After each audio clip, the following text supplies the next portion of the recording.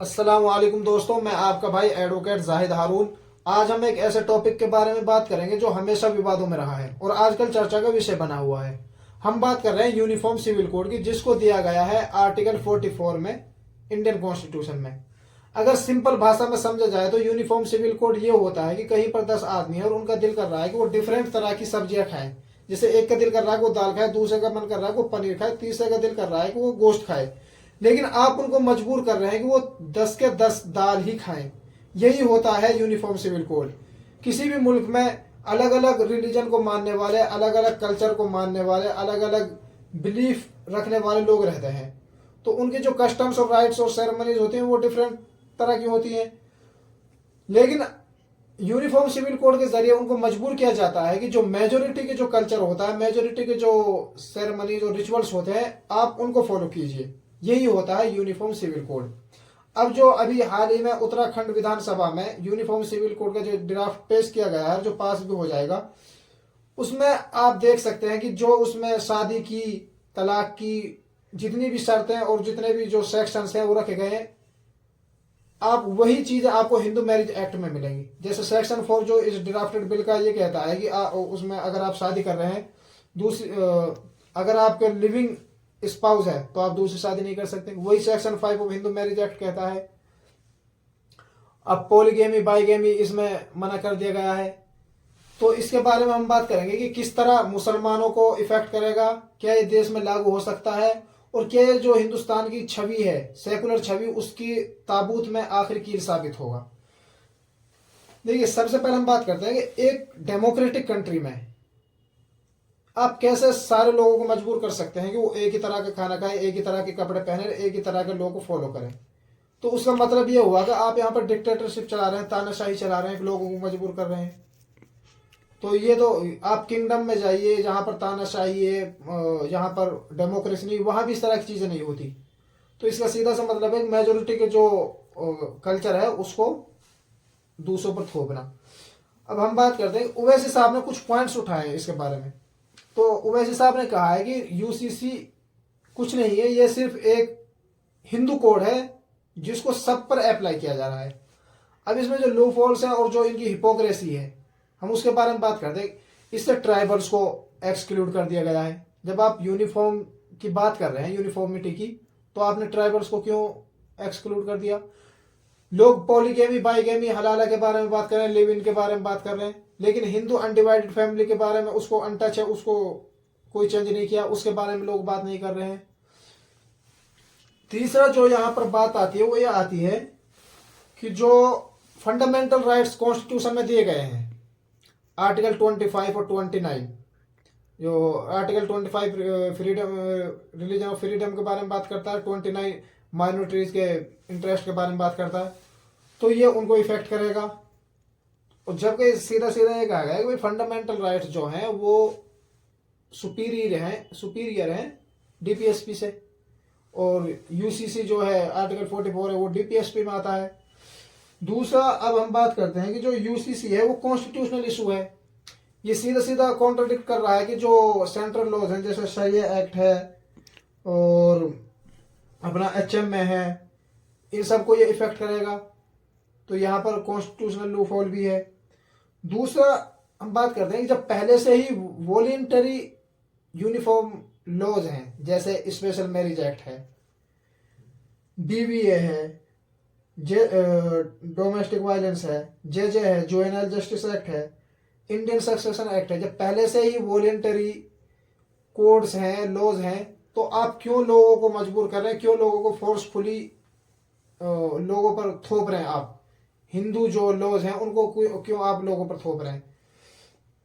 अब हम बात करते हैं कि जो जो ये यूसीसी है, ये इंडिया की जो सेकुलर छवि है उसको कैसे नुकसान पहुंचाएगा, किस तरह? मैं कह रहा हूँ यूसीसी अब तक जितने भी मुसलमानों के खिलाफ जितने भी कानून बनाए गए हैं, ये उनमें सबसे खतरनाक है। जो मुसलमानों की शिनाख्त को, उनकी रिलीजियस जो आइडेंटिटी है, उनके जो कल्चरल कस्टम्स हैं, उन सब को छीन लेगा, उनकी पहचान छीन लेगा। इसको अगर आप सिंपल वर्ड्स में कहें तो ये एक तरह से फोर्सफुल कन्वर्जन है कि लोगों को मजबूर किया जा रहा है कि आप हिंदू धर्म को फॉलो कीजिए। जो कि एक डेमोक्रेटिक कंट्री में नहीं हो सकता। तो मुझे ऐसा लगता है कि आजकल आप सब बोल सकते हैं, अगर कोई बिल्कुल दिमाग से पैदल है तो वो ये कह सकता है कि India still is a democratic country. आप जाइए, मतलब इंस्टीट्यूशंस हो, एजुकेशनल इंस्टीट्यूशन हो, या फिर कोई भी जगह हो, ट्रेन में जाइए, बस में, सारा मतलब हिंदूवाद इस तरह से, बस ऑफिशियली हिंदू राष्ट्र डिक्लेयर नहीं हुआ, वरना हिंदू राष्ट्र बना हुआ है। और ये यूसीसी है जो इसकी जो डेमोक्रेटिक पहचान है, सेकुलर पहचान है इंडिया की, उसके जो ताबूत है उसमें ये आखिरी कील साबित होगा। लेकिन अफसोस की बात यह है कि मुसलमानों की जो मिल्ली तंजीमें हैं, मुसलमानों के जो लीडर्स हैं, और खासतौर से जो मुस्लिम अवाम है, उनको इसके बारे में कोई फिक्र नहीं है। बस मुस्लिम यूथ रील बनाने में लगे हुए हैं, उनको अपने मैकडोनाल्ड्स, स्टारबक्स, इनसे कैसे चलना हुई।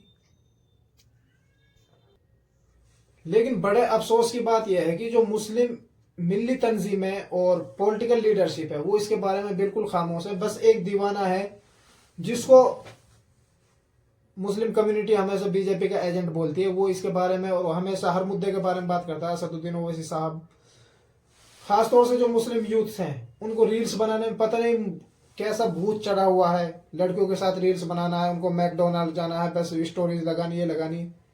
आपसे आपकी आइडेंटिटी छीनी जा रही है। आपका मतलब रोजगार तो आपके पास था ही नहीं, पहले से पढ़ाई आपके पास थी नहीं, अब आपकी जो आइडेंटिटी है वो भी छीनी जा रही है। तो आप इसके बारे में बिल्कुल जागरूक नहीं है, आप अपनी दुनिया में मगन हैं। तो जो ये खतरा है जो कि मतलब हमारी शिनाख्त को बिल्कुल ख़त्म कर देगा, हमारे मजहब के लिए, हमारी आइडेंटिटी के लिए सबसे बड़ा खतरा जो अब तक आज़ाद हिंदुस्तान में मुसलमानों की आइडेंटिटी के लिए, वो यूसीसी है। आप इसके बारे में बात कीजिए, इसके बारे अपना विरोध दर्ज कीजिए, जागरूक होइए, इसके बारे में लिखिए, बोलिए, जिस तरह भी आप कर सकते हैं। और हम इसको बिल्कुल रिजेक्ट करते हैं, क्योंकि इस मुल्क में कभी भी मेजोरिटी रिलीजन को किसी दूसरे पर थोपा नहीं जा सकता। आपका दीन आपके लिए, हमारा दीन हमारे लिए। ये एक डेमोक्रेटिक कंट्री है, यहाँ पर हमें कानून के तहत अपने रिलीजन पर चलने का पूरा अधिकार दिया गया है। तो इसलिए हम सरकार से अपील करते हैं कि इस तरह की जो हथकंडे हैं वो अपनाना बंद करें, वोट लेने के लिए इस मुल्क को बर्बाद ना करें। देखिए, जो पहले आक्रांता जिनको कहते हैं लोग, जो कि असल जो इस मुल्क को बनाने वाले लोग थे, बाबर, औरंगजेब और महमूद गजनवी, उनके बारे में लोग कहते हैं कि वो आक्रांता थे, आक्रमणकारी थे। लेकिन उन लोगों ने अपनी ताकत के बल पर यहाँ हुकूमत की और इस मुल्क के लिए जान दी, यहाँ पर पैसा लगाया, इस मुल्क को खूबसूरत बनाया, संवारा। लेकिन जो लोग वोट लेकर, झूठ बोलकर, फरोड़बाजी के जरिए, धांधली कर कर, वोटों की चोरी कर कर सत्ता में आए, वो लोग इस मुल्क से पैसा लूट कर बाहर जा रहे हैं, इस मुल्क को बर्बाद कर रहे हैं, इस मुल्क की जो शिनाख्त, भाईचारा, उसको बर्बाद करने पर तुले हुए, इस मुल्क में आग लगा रखी है। तो उनसे अच्छे तो वो लोग थे।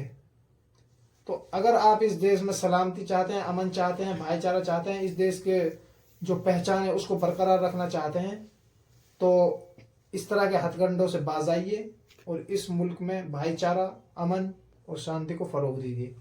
Thanks for watching.